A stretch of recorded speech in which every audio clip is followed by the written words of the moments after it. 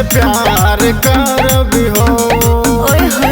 होई मिलन आज आइहा इंतजार करबी हो।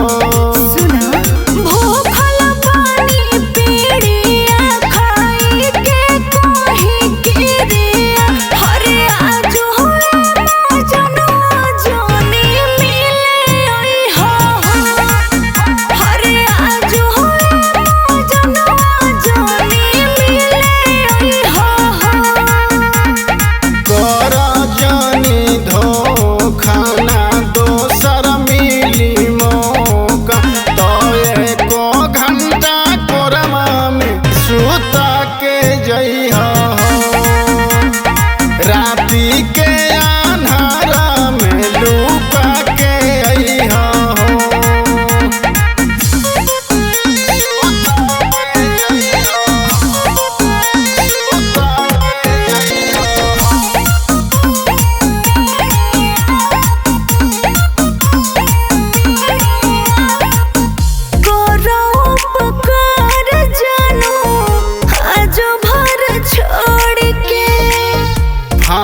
तोहरा घरवे में सबुर बांध तोड़ के कुटाई लगबा।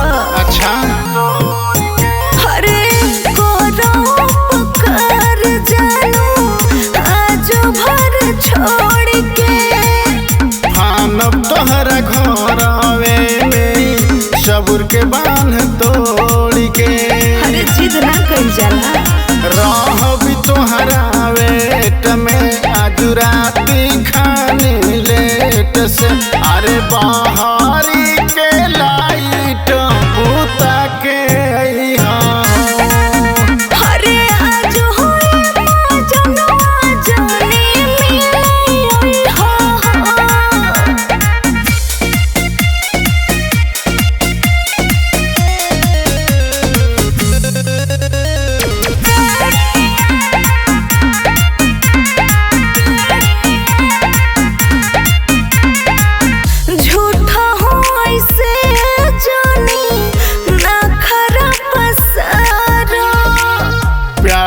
बात मिलबा लाई जान टारा।